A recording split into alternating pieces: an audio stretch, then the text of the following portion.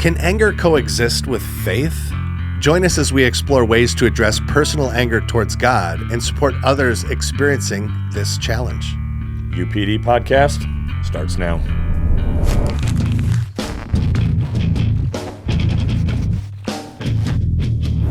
Hey friends, thank you so much for joining us today on Untrained Philosophical Discussionist. My name's Johnny Hansen.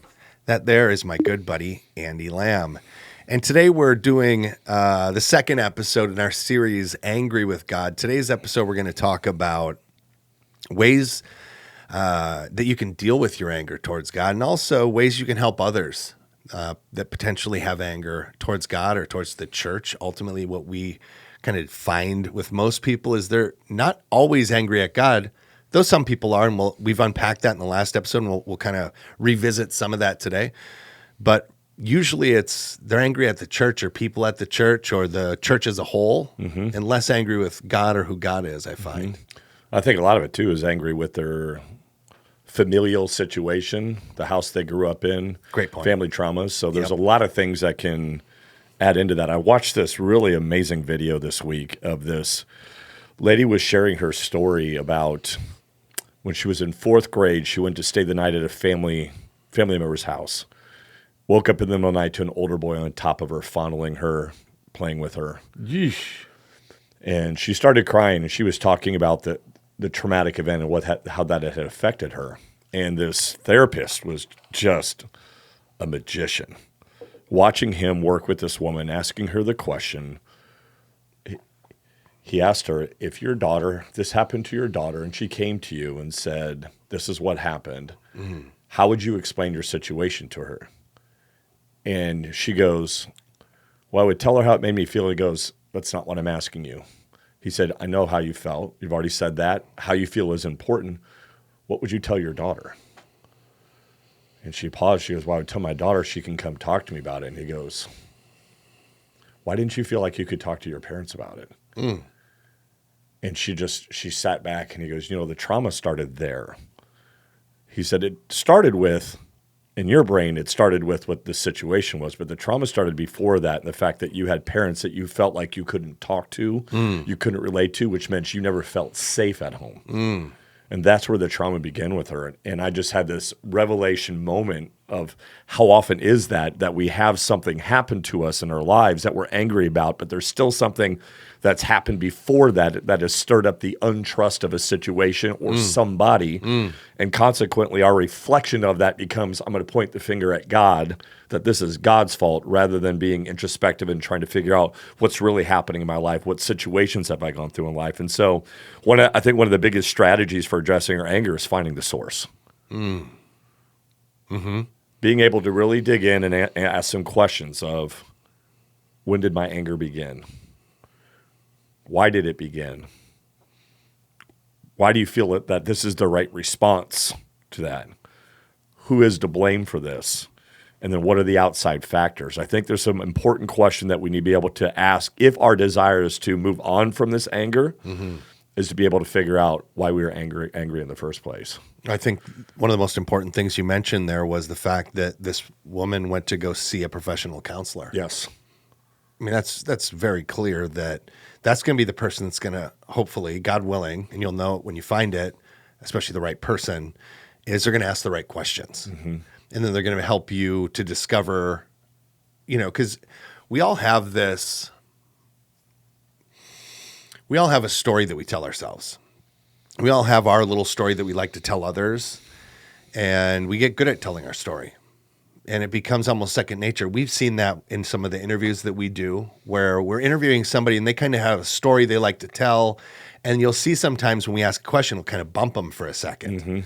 Because they'll be like, well, no, the next part of my story is this part. And we go, no, but this part's curious. Can you explain it a little further? And they go like, yeah, let me think about that. Gosh, I haven't thought about that in a while. Or maybe they don't want to think about it. Or maybe they don't want to think about it. We've seen that also. And someone who's trained to ask the right questions and has done the work that it takes to really learn the human mind and learn the human reaction and learn trauma responses, somebody that has all those answers and has studied it, they can really help you to kind of get to some things that you've probably ignored, some of your blind spots.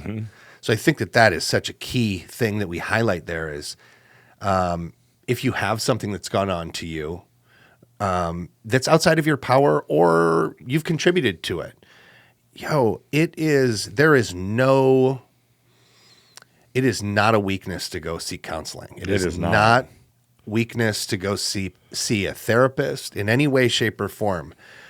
I don't know that subscribing to it the rest of your life is always the highest and best for you. I think really, but I'm not a therapist. I'm not a counselor. Untrained, yes. But I think if you're looking at something like that where you say, now forever I'm going to seek out this counseling and this therapist, I'm just going to, it makes you you'll attach a little too tightly to that person, maybe. This is something that I think it's a fine line. Am I making myself clear here? Your counselor should be, here's the goal of what we want to get to. Right. This isn't forever.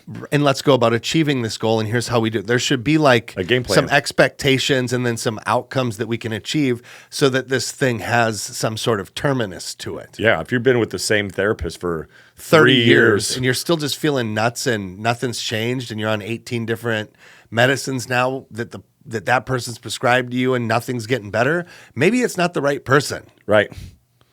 That's exactly right. Maybe you need to go see somebody else. Also, if you went to someone twice, they gave you some stuff you didn't want to hear, it might not be the right person, or maybe you just need to try again. Well, I think that's a bigger thing. You went twice and you went, oh, well, this isn't helping. I'm not going back again. And, okay, well, that's an unreal expectation for what counseling is as well. Someone I know went to a counselor and very quickly, in maybe first or second time with this person, they were prescribed a antidepressant. And this person was like, are you nuts? They didn't say this to the person, but the minute they left, they were like, I'm not filling this prescription out. I'm not taking any drugs.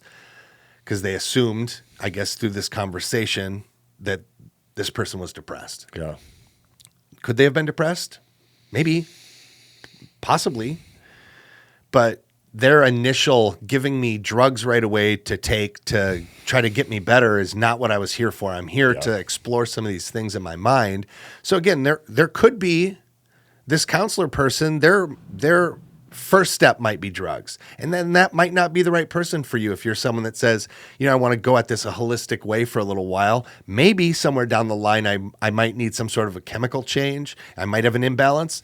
But let's flush out this psychological ends of things first a little bit, huh? Let's get up in here and see if there's anything we can work with prior to inducing new drugs into my system. I agree with you 100%. I'm not saying I'm against you taking something, but I definitely, that should not be step one. Well, that made this person never want to see the therapist again. I've spoken to him a couple times, been like, I think you just had a maybe for you, the wrong therapist. Yep. Maybe you could look towards somebody else because you still have some stuff. Well, I heard a therapist say this one time that it's really always stuck with me. It's a 5-mile walk into the woods. It's a 5-mile walk out of the woods. Right. So the expectation that I've gone through this journey in life to get to where I'm at, to make me angry or whatever my response is, the idea that tomorrow I'm getting out of that or that I'm relieved of that is unrealistic expectations. And so I think any good counselor should set correct expectations of what this process is going to be. Maybe God does heal you miraculously overnight. God can do that. But very often I think it's through what I'm going through and through the challenges and through the struggles is where my growth comes. Mm-hmm. And so I also believe that God is a God of desiring growth in me because it's what develops perseverance. And so that perseverance is that time under trial. That's the thing that I believe that God wants me to learn as I go through this, is that my reliance on him. Augustine said it like this. He said, free will, not God, often causes suffering, yet God redeems it. Anger at God may misplace blame for human choices or natural consequences. So I think that's part of some of those questions that we're asking at the very beginning of this is who's to blame? Why am I here? Well, let me ask you this.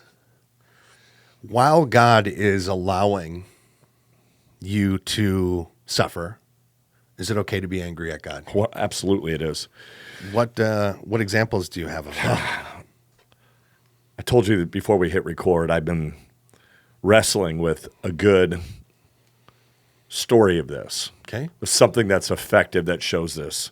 And this morning I'm at the gym, and there's this couple that works out at the gym same time I do.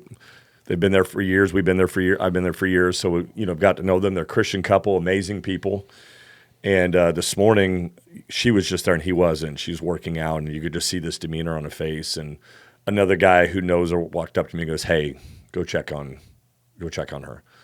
And I walked over and I was like, "What's going on?" And she's crying, and she goes, "I found my husband laying on the side of the bed. He'd had a stroke. He wasn't moving. He had Like that morning or recently? How recent? 2 days before. I hadn't seen her in a couple days. Yeah. And 2 days before that, just found him on the side of the bed. He wasn't moving. Called 911, get him to the hospital. He had 2 blood clots go from his heart to his brain, causing a stroke. 52 years old.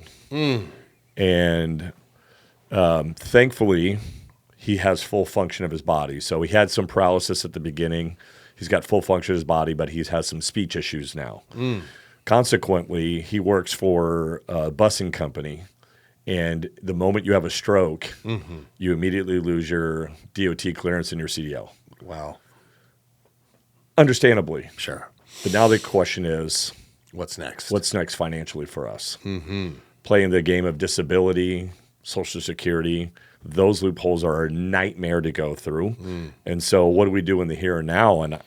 And I just said to her, I said, I'm getting ready to record a podcast this morning about angry at God. And she just started crying. And she just said, I was angry. But then she said, I had to stop and think about where's that going to get me?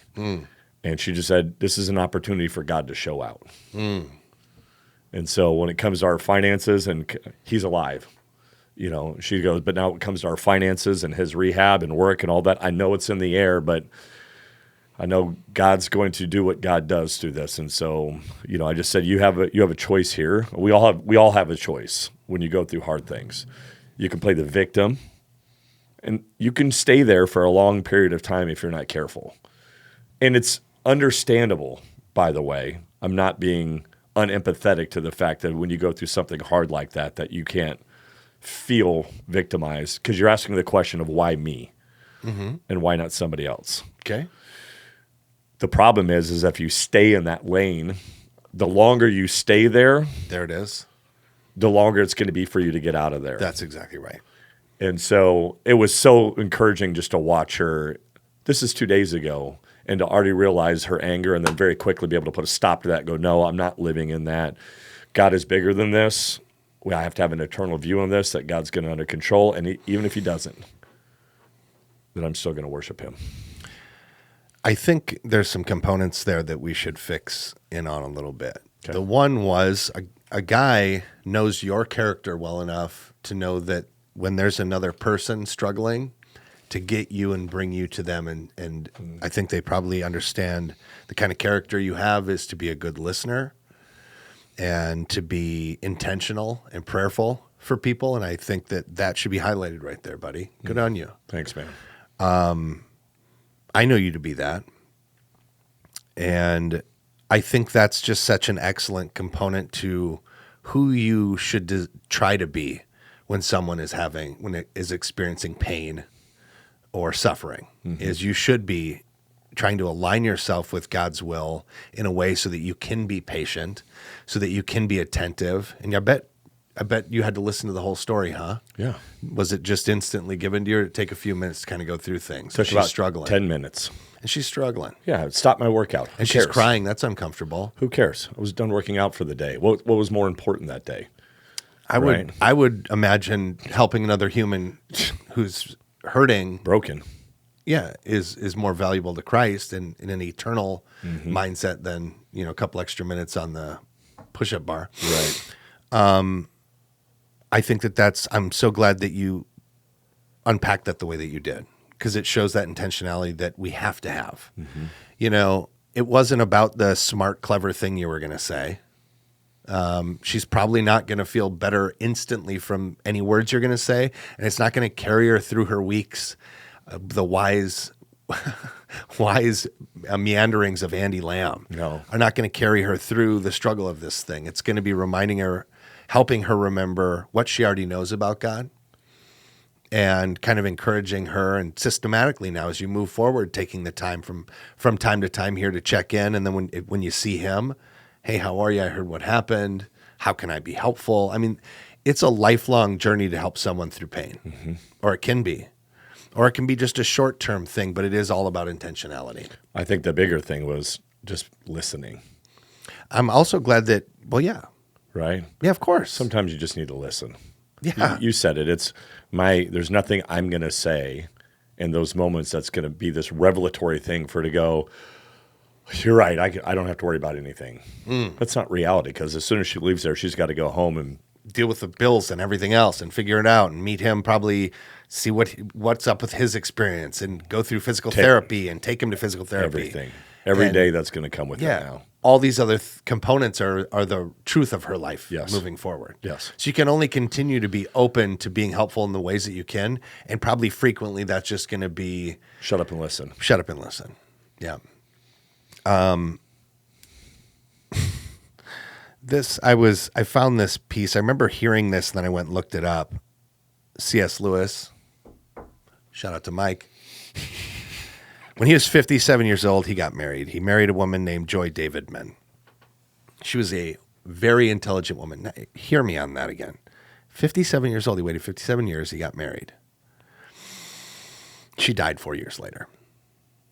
So he only got 4 years of marriage with this lady. So he waited that long, marries her, and ultimately kind of some of the people around them that observed their marriage, it was like finally he met a woman that challenged him in all the ways that he needed to be challenged as a man. And she just fit the bill. And then very quickly thereafter, she was diagnosed with like a bone cancer and died. And he wrote a book, A Grief Observed. And basically he didn't release this. These were all things that he kept in a journal. He didn't release all these right away. He held on to them, and then his stepson, her son, compiled them together into a book and released them. And as he was reflecting at one point in time, I'm going to read his quote here. If it's the same one I have, I'm going to be, Not that I am, I think, in much danger of ceasing to believe in God. The real danger is of coming to believe such dreadful things about him. The conclusion I dread is not, so there's no God after all, but so this is what God is really like. Deceive yourself no longer. Read that again. Okay. Not that I am, I think, in much danger of ceasing to believe in God. The real danger is of coming to believe such dreadful things about him. The conclusion I dread is not, so there is no God after all, but so this is what God is really like. Deceive yourself no longer. I praise God. I've never had someone I love die close to me. I can't imagine what this is like to lose your spouse. I can't even go there. But I've had things happen where I've been upset with God. You know, growing up poor and then having this poverty mentality throughout a big chunk of my life where I just kind of felt like unlucky. And whenever I would start to accumulate anything, something else comes up that takes the heaping bulk of that come up. There's like a pattern to my life that anytime I start to accumulate money, something would happen. The engine would blow up in my vehicle. And there went all the money that I'm like, ooh, I'm starting to develop a little financial security here. And then every cent of it, minus whatever still needed to pay the bills. So there was always this funny line that I could perceive it one of two ways. I could say, hey, at least I had the money to fix this thing and my bills are paid. But instead I'd go, oh, the second I start building up anything, God, everything's just taken away. And I remember, at least a decade, longer than that, in my relationship with God, frequently being upset with God. Mm-hmm. And being like, why am I still on this path? Am I not doing the things you want me to do? What else? Is this what a relationship with you is? Is just, I'm going to continue to get kicked in the balls all the time financially and just feel this way that I'm not developing enough. And then I've talked about this, but growing up where my father left my mom and my brother, it leaves you with a void inside you that you're always trying to prove to other people that you're valuable and that they shouldn't leave you and they shouldn't run out on you. Mm-hmm. So you have this like earned effort, and I'm always trying to earn people's love and security through my efforts. Yeah. Mm-hmm. And that's part of it too. It's like, that's how it bleeds into other things is if then I'm always at the very cusp of poverty, the people that are around me are going to go, you don't have any money and you can't go do all the fun stuff we can go do because we all have money. And I remember things like that happening in life where people invite me to go do something and I'd be like, I don't have enough. And they go, maybe next time. And it was always maybe next time until they stop inviting me because I never can go. And it's not because I don't want to. Yeah. It's because I never had any doggone money to do the things they were doing. Sure. And that it's like, it feels like there is a divine impoverishment. Like God just designed me to be poor. And like I'd carry that mentality and I'd be very upset about it frequently. And it's really only in the last few years, and this is me being as honest as possible, like that I've really started to, I think it's in some of the harder conversations with my wife, because my wife doesn't come from that background. Her parents stayed together. They're still together to this day. Shout out Wanda and Iz. The best. My in-laws, Wanda and Izzy. And so she got to see what a marriage that lasts is. And she got to feel the security of that. And there's something to be said for that. And she also watched her parents both work. Her father grew up in Brooklyn in the 60s and 70s. And if you know anything about Brooklyn in the 60s and 70s, it was violent. Mm-hmm. He's Puerto Rican. He lived in the Puerto Rican neighborhoods where they have the trap house living, and it's all the same buildings. And he lived in those houses. So he went from that level of poverty, government housing poverty, to, where they live now. Beautiful neighborhood. And him and his wife, they worked hard their whole lives and accumulated and were discerning with their finances. So they built a good life for them. My wife seen that as their daughter, and she brings that's her mentality into things and financial things. She's got confidence that if we continue to apply ourselves, that over a long enough timeline, we'll see good results. Mm-hmm. And she's helped me to shift some of my poverty mentality where I want to hoard and not be generous, because generosity is just going to mean I have less. Getting into that wealth buildup you've got again, right? There's that thing that's just going to come back out of that pot and it will. That's the thing. And it's only been in... I'm glad you said that. It's only been in submitting myself to God's plan and being faithful that now it doesn't happen that way anymore. Sometimes I have to spend money on things. Yes, things still go wrong. But my wife was right, and her family's financial building system was right, which is to say that over decades of being diligent and always putting away here every time, putting away, that you will build wealth over the long term. And initially we'd dive in there, and then we'd have $5,000, and then something would go wrong and it'd cost $4,500, and now we're at $500. That didn't mean we just said screw it. What are we saving for? Right. Which you can do. You can do it with a lot of areas in your life. That's exactly what I'm trying to highlight here, is that you can just go, oh, screw it, this doesn't work. But instead, we'd just keep that $500, and then the next time we'd put money in. And now it's where it is, where every time we dive in, it's not liquidating all of our assets to pay this thing that's broken or that's gone wrong. It's like we have choices now because we've remained faithful and diligent in this section of things. And what I'm saying in this larger picture of things is I was very angry at God. And the reason I was angry at God is because I was immature. I could have chosen to. It's only in choosing to understand God better, to read deeper into his word, to read other people's accounting of his word, to read C.S. Lewis, to read A.W. Tozer, to read some of these great theological minds and better understand who other people say God is that are smarter than me, and have them kind of line it out and say, yeah, I've also been frustrated too, by the way, which is again what we're saying about this mentorship ultimately that you're going to do throughout your life, this extending yourself out to help others. You're going to start hearing some of their stories and their failures and victories with God. And you'll start to understand this larger picture of who God is. And it's going to help break some of the chains of bondage that you hold yourself to that might be, I didn't grow up and make myself poor. I was a child born into poor people with dumb, poor mentality themselves, who pissed away their money in 1,000 different ways that was awful. And we're very fearful of money. You still hear my mom talk. We have conversations about some of the fear mentality she has with money. I love my mom, but she's still struggling with that. And her parents struggled with that. And her parents before them probably struggled with that. Generational issue, man. Yes.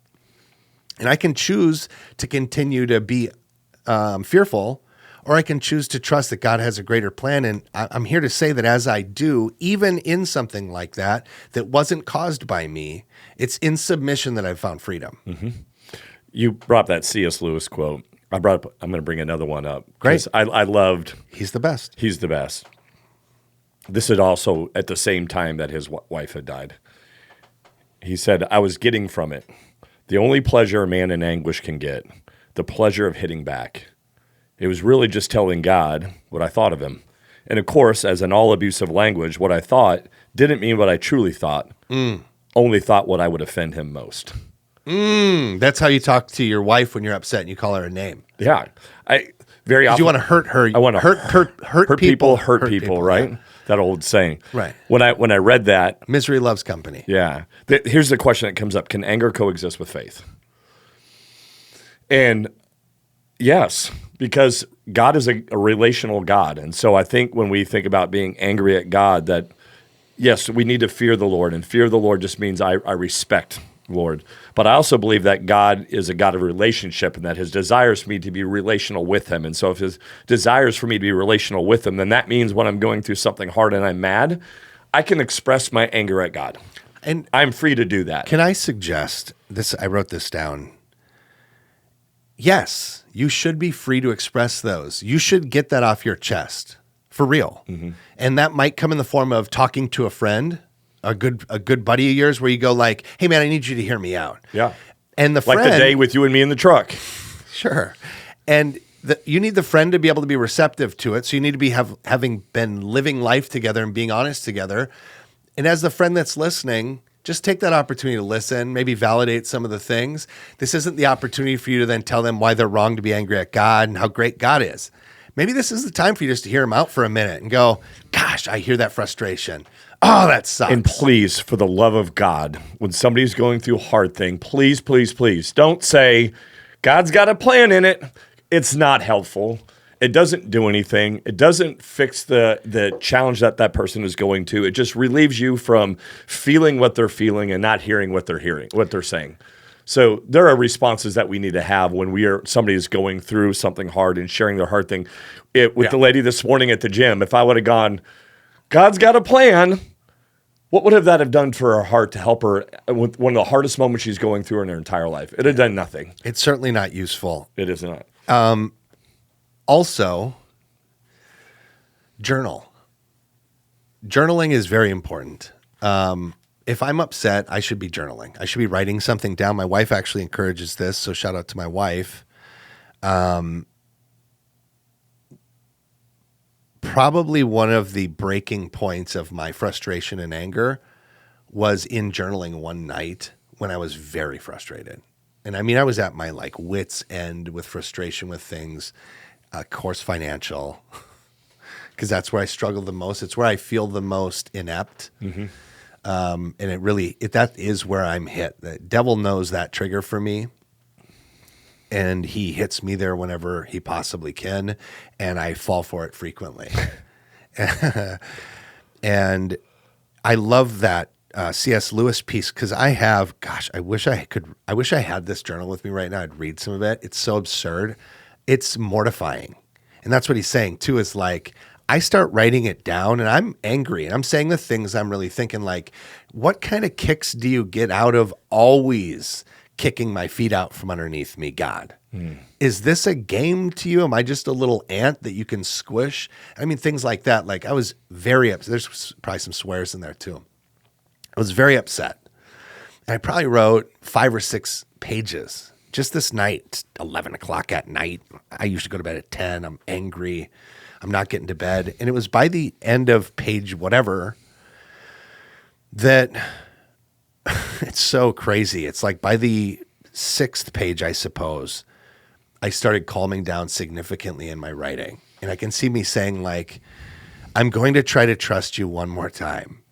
It says, and then trying to look up stuff. I had my Bible next to me, and I'm like, you say here this. I'm going to have high expectations that you mean it.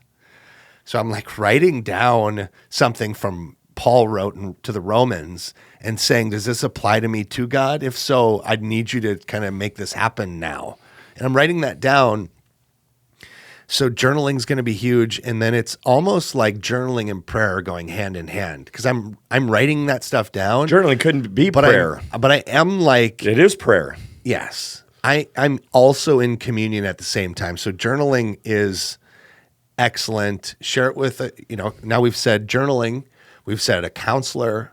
We've said a mentor or a great buddy who you've experienced life with, who you've been vulnerable in front of, and you should be able to be honest with them too. And they, for their part, if they're doing it right, should be able to be patient, hear you out, probably validate some of your frustrations, and hopefully at the end, they might go, hey, where's God in this? And God does have a plan. Mm-hmm. It's not inappropriate to ever say that. Right. Just probably don't start there. Don't start there. Okay. Hear them out.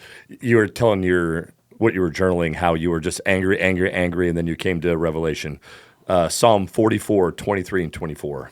This is the psalmist is writing this during battle. Awake, O Lord. Why do you sleep? Rouse yourself. Do not reject us forever. Why do you hide your face and forget our misery and oppression? We are brought down to the dust. Our bodies cling to the ground. Rise up and help us. Redeem us because of your unfailing love. Mm-hmm. There's that little last piece. It's that last part is the part there. This psalmist. That's his page 6 of my journal. But he got to it in 3 verses. God, you said. Right, you said you're going to do this. Look at what we're going through. Look at my battle. Look at how hard things are for us. Where are you at? You're supposed to be with us. We're obedient to you. We're faithful for you. Where are you at in this? I'm not seeing you in this. My friends are dying in front of me. I'm scared I'm going to die. If I die, then it means they're going to go back and wreck the village and all the people back there. Where are you? Where are you? And I'm not seeing you. You say you're going to be here. I'm going to trust you're going to be here. I'm going to keep fighting. Can you hurry up and show up? I need to see something. Exactly. The writer of this felt the Lord had forgotten about them. Of course. That's what he felt. And they had expectations that God was going to work on their timing according to their plan. Great point. Yeah. And I think that's the biggest challenge is that we put God on our timeline. And when we put God on our timeline and he doesn't respond on our timeline, then we start to have feelings of anger and resentment towards God as if he doesn't have a greater plan and as if he doesn't know what's best for me to take me through this journey. And so consequently, how we respond to that is going to be the important part of it, is being able to be patient and sit and wait upon the Lord. That's the hard part. When you're going through pain, everybody wants the pain gone immediately, and that's just not how it works. If God wants to grow us to the maximum thing that he can grow us to, then we're going to have to sit in that for a while. But it's us recognizing that you're still a God of unfailing love. Because the Bible reads differently than we use our language now, it can seem like they're not saying offensive things. And because it's, in written form, it depends on how you're absorbing those words. Yeah. But you can read those words a lot differently. You can read those way more aggressive if you want to. Well, it's like texting somebody, right? I hate texting because I don't get to put voice inflection and I don't get to, you don't get to see my eyeballs and see that my body language. Or maybe I'm not. Have you ever had someone call you and go, yo, why are you so upset? And you go, I'm not upset. And they go, oh, your text message you just sent me would certainly say differently. And you go, oh, let me reread it. Oh, sorry. Oh my gosh, I'm so sorry. I put an exclamation point there. No, please, I'm not upset. And they go, oh, because I thought you were going to give you a piece of my mind. You go, no, hold up. Sorry. Often. Let me fix it. So often. Yeah. Doop. Philip Yancey, he's got a book called Disappointment with God. And this is going to tie really well to what you just read there from Psalms. He says, the Bible contains words addressed to God that I would never dream of uttering, yet they are all preserved as inspired scripture. Yet they are all preserved as inspired scripture. Explain to our listeners inspired scripture. What they're saying there is that God has bestowed his spirit in us, and the words we utter are an utterance of him. And if it's written in the Bible, it means that God inspired the people to say it. That's right. That's right. So there's not a bunch of swearing in the Bible, but the language being used there is aggressive and it's frustrated. That psalm that you're just reading there, that's a man who's hollering out and say, "Where are you, God? They're in the middle you of battle. said you're going to show up and you're not showing up, and I'm under threat. I'm going to die here today. People are dying around. People are dying around me, and where are you?" It's like he said he wouldn't dream of uttering that. In my frustrated moments, I don't know that I think we all kind of dance around the true thing we want to say to God. Yeah. And I'm saying, cease to do that. Cut that out of there. If you got something you think you need to say to God, I'm encouraging you to just go ahead and say it. He already knows. He already knows your heart. So if you're mad, tell him you're mad. Tell him why you're mad. I'm going to say write it down, because you'll have that tangible thing, and there's something about putting pen to paper that establishes something. There's some sort of other rooted connection in your mind and body that can help you pass forth beyond the internal anger of things. There's something that happens in writing it down. It helps you say everything you want to say. Yeah, and it expresses it. Right. Yeah. I have some practical steps before we jump into the second segment of this. So 6 quick things. These are practical things you can do. Number 1, be honest with yourself and God. Let God know how you feel. There it is. Instead of you being resentful, and I know it's strange sometimes because you're thinking you're speaking to this person who's not there, and that he's not listening, but we know that God is a God of relationship. We know that God is listening. He desires us to speak to him. Number 2, seek God's perspective. Feel free to ask him why. How do you go about finding his perspective on things, Andy? Well, the only way you can find God's perspective is 2 ways. Number 1 is spending time with God in his word and knowing what the Bible says about what he thinks about you. And then talking to some people who do understand God's word as well to help give you insight on that. Yeah. Number 3, this is a hard one. Repent of misplaced anger. Maybe you're angry at God and it's not God you should be angry at. Number 4, develop trust in God's character.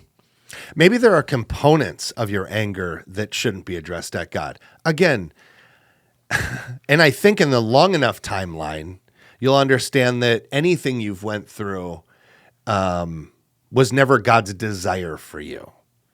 But that takes a Say high. that again. Not everything you've gone through was God's desire for you. What does that mean? We already said it before. This is a fallen, broken world. So you might not have done anything that contributed to this bad, awful thing that happened to you. Let's say a family member hurt you in a way. Like that story you were telling earlier. It's like that young lady didn't go about seeking that happen, and it happened. Well, it happened because the boy that did that was wrong. Yeah. And because he's full of sin.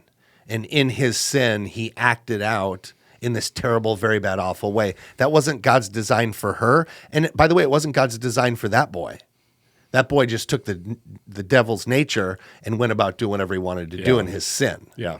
That's not God's highest and best for either of those things. But he also doesn't want you then to be in bondage over that thing that happened to you forever. So what you're saying there, repent of misplaced anger. It's like, as long as you dwell in that anger is as long as it's going to take to come out. Have there been opportunities in your life to deal with some of this trauma And have you rejected those opportunities? Because that has kept you in anger longer than maybe you needed to be. And if that's the case, that then is misplaced anger, is you're hanging on to this anger because somehow it's part of who you are, maybe. It's I had these things happen to me and it's made me strong. But actually, I don't see patience from you. I don't see any of the fruits of the Spirit on you because you're still so festered up. You might believe in God, but the fruit isn't being able to manifest in you because you're harboring these things from the past. I had a lot of that. Yeah. I'm pointing the finger at me and saying, I've been an ineffective tool because of the anger of my youth. And it's like, at some point in time, I have to start reckoning with that and realize that a lot of that is misplaced anger. In fact, yeah, it sucked being poor, but like, God, that wasn't God's design for me. His design my entire life is for me to be in relationship with him and to better understand him so that when I go to be with him, I can be the best version of me. And while I'm here, to be able to exemplify who he is and what his story is, you know? I'm with you. And I chose to reject that a million times. Yep. That's the point. Yeah. Okay.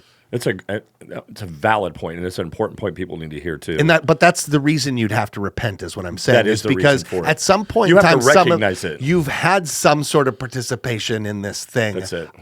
That's called life. I have to take ownership of what only I've done. your parts. My part. And then you have to forgive your transgressors, and that'll also free you. And that's maturity, though. It takes time. It takes time.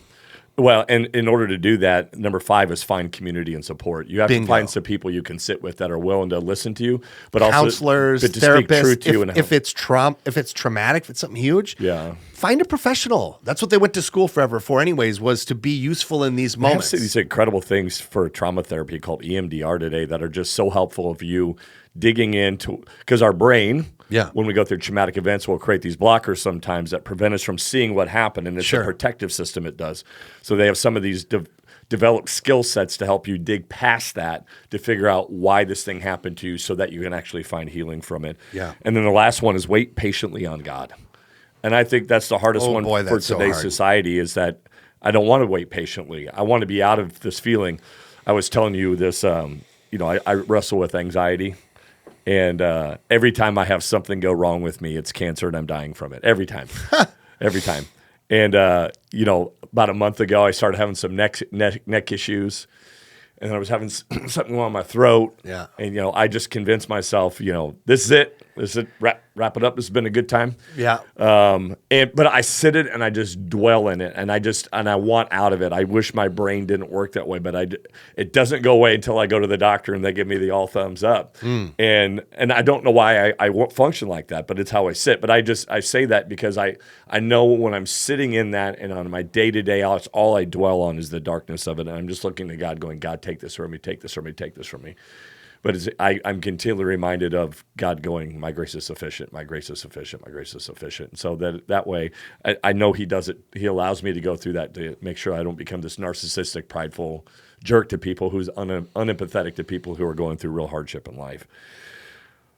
So is anger at God a step towards deeper faith, or is it a rejection of it? What do you think? I think it can be both. I think that anger can be both a rejection if you choose to have it be that. I can absolutely rationalize either one of those things.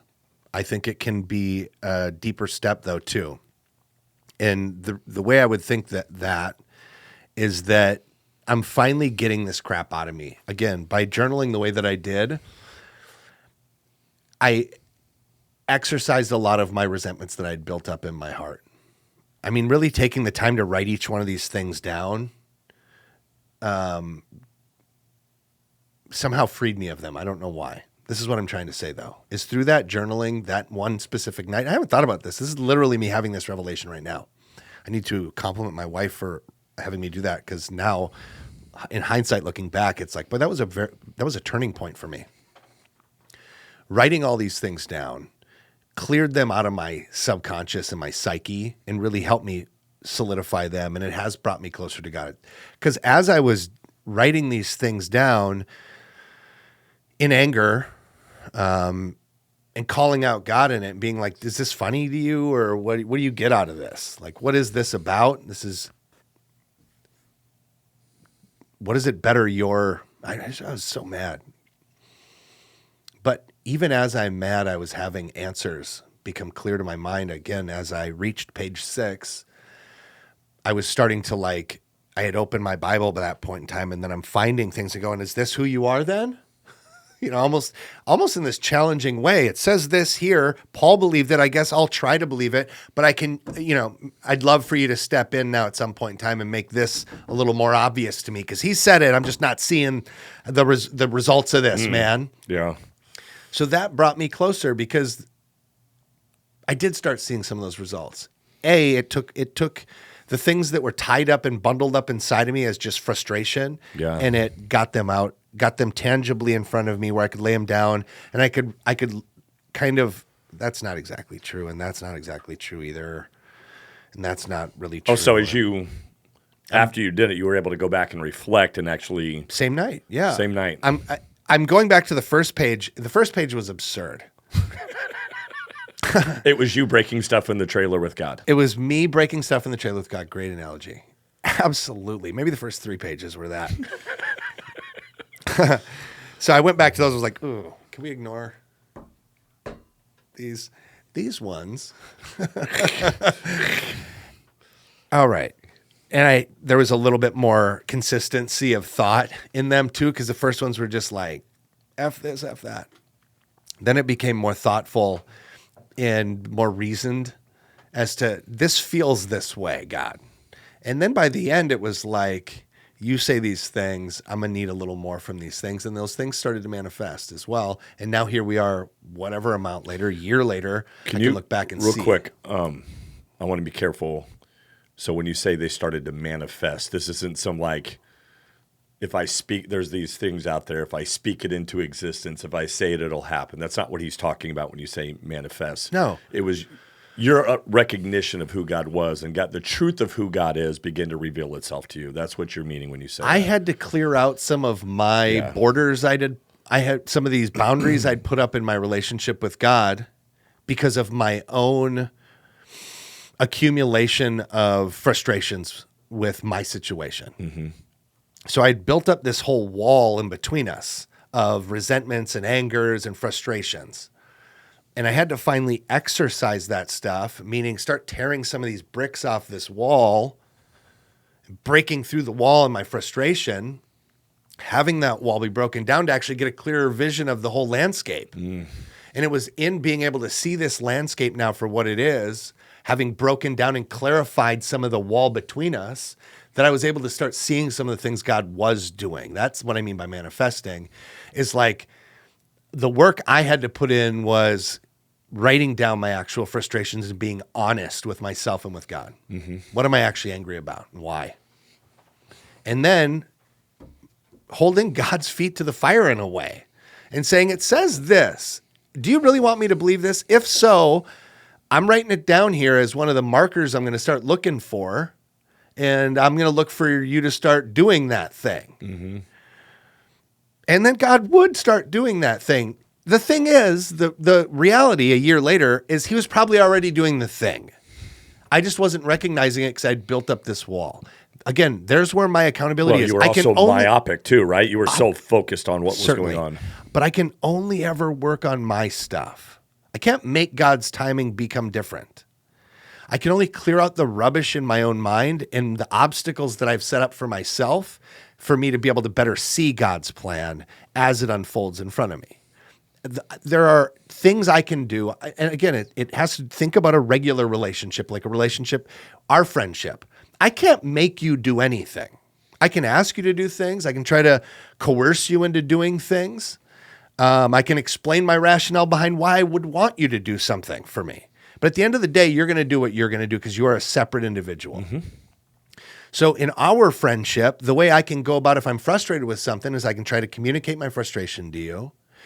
I can look for what part in me is getting frustrated and why, and then go about trying to make that change there because I can't change your thing. And the thing might be, if you continue doing something that is all you, that I've asked you not to do, it's then I have to assess, do I want to still have this friendship? Right. That's exactly right. Those are all actions I can only take, though. It doesn't involve you at all. Yep. I can communicate with you. I can communicate it to you, but I can't make you do it. I can only make me do different things.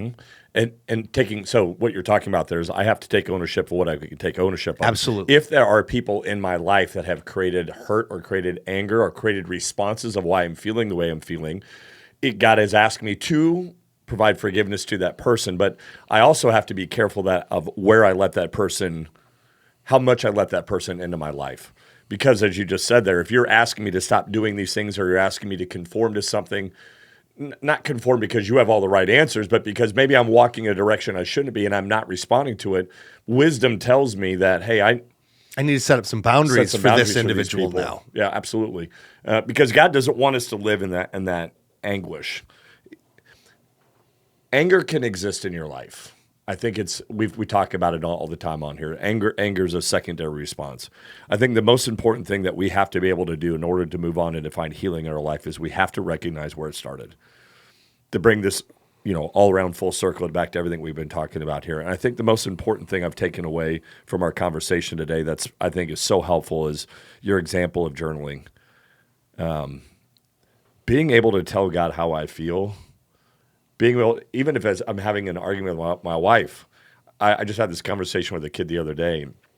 He and his aunt takes care of him. It's one of my son's friends, and they're going at it. And I said, what you probably should do is write down how you feel.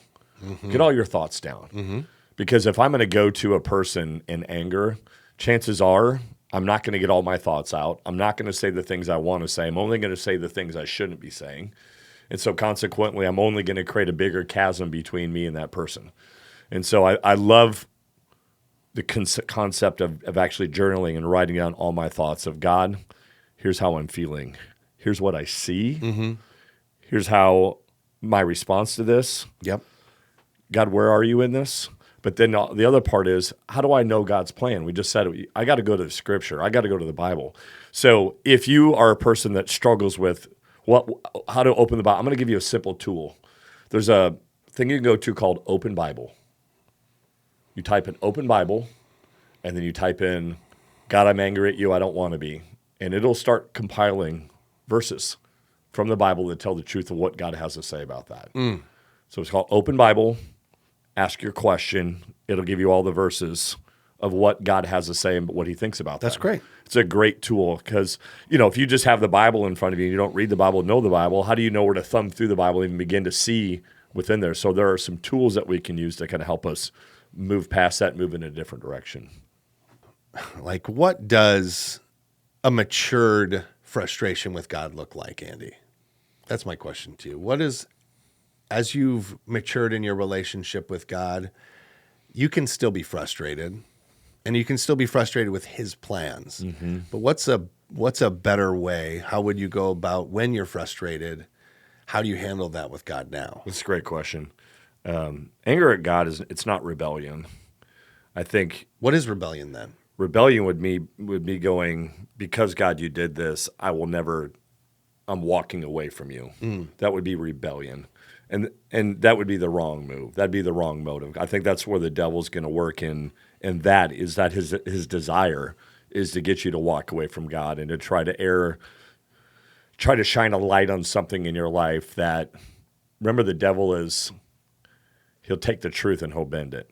So he's going to shine a light on something in your life to get you distracted, to make you think that something's really happening that maybe is not, so that I look at God and go, yeah, God's not faithful. So anger at God's not rebellion. It's an invitation to relationship. So it's actually can be an open door for me to take this frustration that I have and go, okay, I think the most important question we need to ask is why. I think that as I grow, as I mature, I think I start asking the question, why not? Why not me? Because I think all too often when you go through suffering and you go through hardship, you want to ask God the question, why me? Why do I have to go through this? Look at everything that I'm doing for you. Look how good that I am. Look at all the positive. I got a podcast, God. My marriage is good. I'm going to church. I serve there. I tithe. I'm doing all the right things. Why do I have to go through this? And instead, I think as I grow in age, it's why not me? Why not use me? I'd rather use me than somebody else close to me. because God, you've made me strong. Do I want to go through it? No. But sometimes I think going through it, on the backside of it is where the most growth comes. It's how God can use you at the next level. Like, how do I go from, just being down here, being on the bench, to being on the starting team? And consequently, I think the only way you really get there is you got to go through some hard stuff. So maturity is perspective change. Mm-hmm. How did you get to that? Time under tension? Time under tension. I think most importantly is having the right voices in my life at the right time. Mm-hmm. I've given a few older guys the freedom and the privilege to speak to me hard when they need to speak to me hard. Sure. Knowing that when they speak to me hard, it's out of love they're speaking me to that way. But giving somebody the freedom to speak to me hard is, I think, super important, so that when they do, it doesn't feel hard. It feels loving. That's how I work. You may not work that way. Maybe you need somebody to be gentle to you. That's fine. I think there's a time for gentle and there's a time for hard. There is. When I say hard, I mean I want them to be able to point out the things in my life that they see as a distraction or a wrong direction. Yeah, cut the crap. They should be able to say cut the crap. You need to have people that go cut the crap. Yeah. You need to. And so having given guys permission to do that, what would make who would that person be? What would be what makes them that person for you? I need to have seen in their life integrity for a long period of time. So they probably went through some things, experienced growth on the other side of them, do things differently now. So they've lived some life and made some bad choices and then made some better choices. Their walk matches their talk. There you go. Those are the people they can show you some familiar scars maybe. Mm-hmm. I think that's another helpful tool, is having some people that have walked the same roads that you have is super helpful because they understand you're hard. And they understand that bitterness and having a hard heart can become an issue if not careful because they've probably felt those things at some point in time themselves. And so making sure you have some people there around you that can speak to you hardness when they need to speak hardness to you. Yeah. I think that immaturity demands instantaneous relief from whatever struggle you're going through. That's immature. And I just, it's not just being a Christian that I say that. It's like, if you want to be, I'm right now in my mind, I'm visualizing, I think it's the SEAL group, Navy SEALs, that go through where they sit in the ocean and they're all holding that. Yeah. They're all holding that big log above their head, and they hold it all night, I think, through whatever. That looks tough. Mm-hmm. To state the absolute bloody obvious thing in the world, like, that's very hard. And I'm sure there's some complaints going on internally for those men and maybe even externally. I don't know what that is like. I've never done anything like that. But it takes a long time. They're like sitting there for hours or all night. I don't know what the scheduling of that thing is. I'm just seeing it in my mind and going, gosh, that is very hard. And I bet time dilates there and it sucks.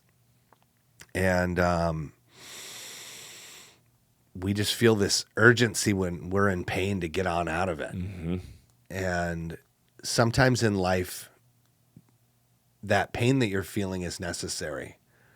And it's wise to feel it thoroughly and deeply so that you don't do that again. I think of when I stopped, that last time that I ever drank and drugged. Gosh, it got so bad. It got so bad I wanted to die. Mm-hmm. And it took so long to not feel crummy. I've talked about this, but coming off of opiates, when you've taken them for years, it takes a very long time. It feels like there's broken glass inside of all of your nerves, and it's just constantly breaking and stabbing, and you're just very uncomfortable, and all your nerves are firing inappropriately. It's so terrible and awful. It lasts for like a month or longer. For me, it was like a month. of just always feeling uncomfortable, not sleeping well, feverish. And I needed every second of that, I think, to really solidify how very bad. Because I'm telling you, sometimes early on, the temptation can still come across where, I immediately go from being in this recovery facility, to working in a bar right away again. And sometimes it looked like fun when the Andy Lambs of this world came in and wanted to get high and get wasted, and you're laughing. Because not every time, though most times you guys came in, it was totally nuts. Not every time were you guys angry. It didn't start. It started fun. You guys be laughing and Ended nuts.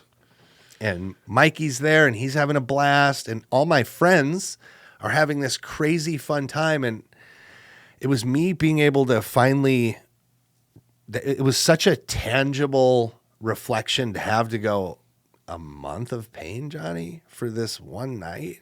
Do you want to, because it's going to go there. And it was like grinding through all that time. I cannot imagine putting myself back through anything that takes me to that crap again, because it's so bad. Yeah. Losing everything, losing all your friends, having everybody be bummed out about you, and being ashamed of myself, to being in pain and very bad, miserable, awful for weeks and months. For one night of fun that would only, for me and my personality, just become a habitual thing I do again until I get back to that place of misery. Yeah.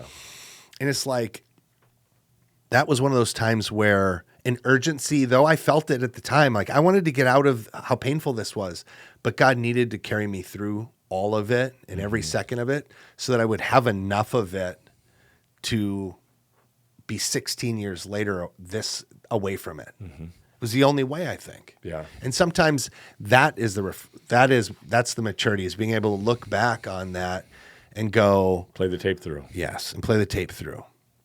Here's what can happen. Here's what will happen probably if I should do this thing, and being willing to even look at that and go, I can't be there again. It's just too much. And then not partaking in whatever the fleeting thing is here. Yeah. For that reason. That's maturity, is being able to see all those things with that larger framing of life. And I think that maturity is what will help you as you go through life and you go through hard things again. And it'll be how you can be helpful to others, by the way. That's the two part of it. It's the next time I go through something hard, I can remember what it felt like to go through it. I got to remember what God did through, but more importantly, it's how can I be a help to somebody else on the backside of that? How do I get to walk somebody through that so that they can see the gloriousness of God working through something, so that one day they get to be the voice for somebody else? Well, when we see somebody, this happens frequently, viewers, is somebody will comment about their struggle with alcohol and how something they heard through us helped them get beyond it. And then, by the way, if you have any victories like that, please comment. Please let us know. Yeah. And honestly, the responses we give are as joyful as they are intentional, multiple exclamation points behind them, because we are that excited. I'm truly that excited when I hear somebody breaking free of addiction like that, because it's like, that's the glory on the other end. And I'm so excited for what their life can be. Just as Jack was so excited for me, as I've referenced him a billion times, looking at him and having him be joyful for me and saying like, I'm so excited for your future now that you've submitted to God. It's like when people do that for us, it's the same. I see his joy now. I'm like, you've got 6 months, no drinking. When anybody has to proclaim that, that's a big freaking deal for them. And we need to celebrate that. And that's a good deal. And I can do that because I'm on this side of it. In fact, if you like Johnny just said, if you've gone through that, leave a comment. We'll read it on the next episode that we do. We'll give you a shout out to it as well. We'd love to. Yeah. Yeah. What else you got here? Is this kind of... Man, I think that's a good place for us to land it there, man. Our constant prayer for you guys is, as you go through life and as you listen to this and as you take in what these two yahoos have to say, we don't have all the answers. We got some. Our mission has always been to take the nearly 100 years of experience of poor choices in our life and tell you all about how we did it for so wrong and then how God has given us some answers on how to do it correctly. We have a mode of discipleship here. We want to be able to disciple people so that you can disciple other people. It's how we will grow. It's how we will take the gospel. It's how we will have revival in this country, is people being honest, people being real, but at the same time, people always pointing their lives towards Jesus is how you are going to change your life. Yeah, so again, guys, if you're angry, if you're dealing with anger, if you're angry at God, some of the things we talked about today, maybe seek a counselor. There were some traumatic things that happen in this existence that can damage you and hurt you, and that are out of your control. But today's about you reclaiming control and reclaiming a victory that you can then have moving forward. Yes. So you might need a counselor to help carry you through that. You might need a therapist. We also talked about journaling. We really see that as an important component to getting out some of the things that are inside. And you might need to do that for a little bit. You might need to do it for a while as you start to explore the inner workings of yourself and try to understand yourself better, and then submit them to God and ask God where he is in those things. There's nothing wrong with that. Again, I think we've concluded that anger towards God isn't a bad thing. It doesn't have to be a bad thing. In fact, it can open the door to deeper trust. It can be an invitation into a stronger relationship with him. It can be growth. It can be empathy and understanding for what God went through. Yep. And what you're going through. And then you can have those things, you can carry those for other people. That's right. That's exactly So you can be an effective tool on the other side of your anger, of your trauma. Would you like to be an effective tool? Or, on the other hand, you can stay in a victim mentality and you can continue that path. And obviously that path does not lead to victory. So we want to see victors here. That's what we're here to try to lift up. Is stories of success, and we do that with Christ. Yeah. So thank you so much for joining us today, friends. We are untrained philosophical discussionists. My name is Johnny Hansen. That fellow there is Andy Lamb, and we just want to pray that you have a deep and a fulfilling relationship with Jesus, and that he blesses you all the days of your life. And all God's people said. They said amen. Sure did, brother. See you guys See later. You guys.